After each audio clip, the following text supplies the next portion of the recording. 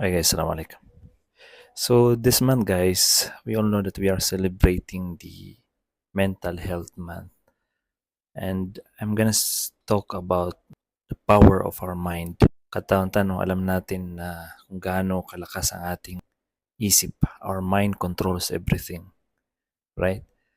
So I'm gonna speak about the impact of our thinking to our health, to our physical body. Alam naman natin 'di ba na may mga stress, tapos may mga stress hormones or disease caused by stress at marami pang iba. So ano nga ba ang connection, guys?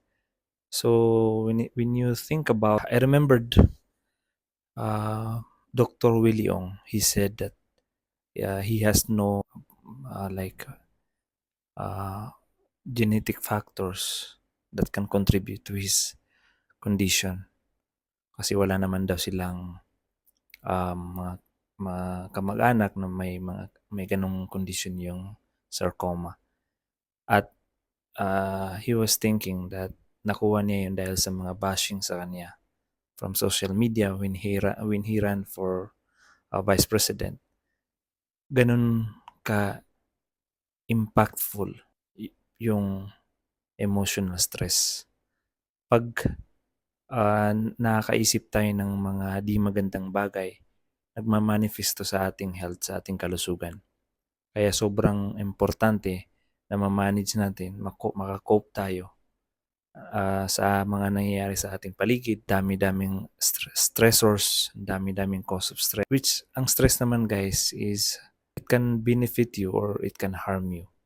Kailangan mo din ng stress to grow. But unfortunately, minsan, dahil sa ating coping mechanism, or dahil hindi natin alam masyado paano mag-cope up with stress, when you are bombarded by a lot of stress, so that's the time that you will your body will suffer. In fact, one famous news doctor, scientist, Dr. Dispenza, he got involved in a motor vehicle accident. Nagbibisikleta siya tapos nabangga siya ng sasakyan. So, he had like 6 vertebra fractured. So, sabi ng doktor, hindi na daw siya makakalakad.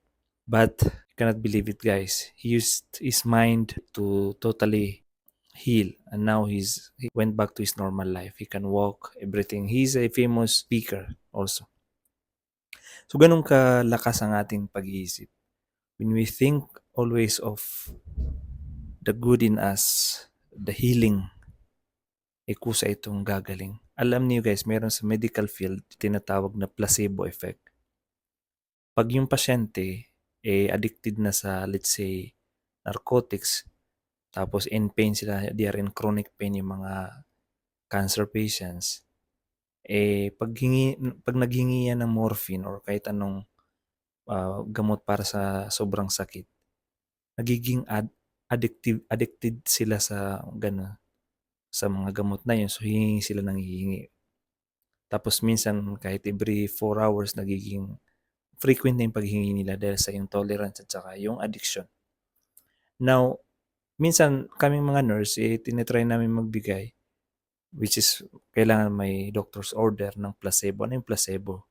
Nag-i-inject lang kami ng saline. Tapos sinasabi namin na meron itong gamot, ganyan. After a while, mawawala na yung masakit sa pasyente, pero wala kaming binigay na gamot, saline lang. Yun yung tinatawag na placebo effect. Ganun yung ka-powerful yung ating mind. So guys, when we are faced with a lot of stress, minsan yung lumalabas sa katawan natin, nagkakasakit tayo, hindi natin alam anong reason, bigla na lang hindi na maganda yung pakiramdam natin. Kaya it's really good to have a good mental health, to have a good coping mechanism, to talk to someone, to ask for help. If you need help, you can call a lot of hotlines for mental health. It's very, very important, guys, to handle these stressors in life. Ang maraming hindi nakaka-cope up, so they end their life, they committed which is really saddening. And alam niyo guys, I just want to add this, that many of us may think that the answer is about money. But believe it or not, there's a lot of people who are struggling with mental health who are rich people. They are very rich, but they are struggling. So they resort to other activities like drugs just to compensate with that feeling of inadequacy or feeling of anxiety deep within them. Kaya pumupunta sila sa mga monks, sa mga imam to seek for advice. Kasi nakita natin hindi mo makikita na yung monks sila yung pupunta sa mga mayayaman. Usually ang mga mayayaman pumupunta sa monks. That's proof that the most important thing in life is not about money. It's about inner peace.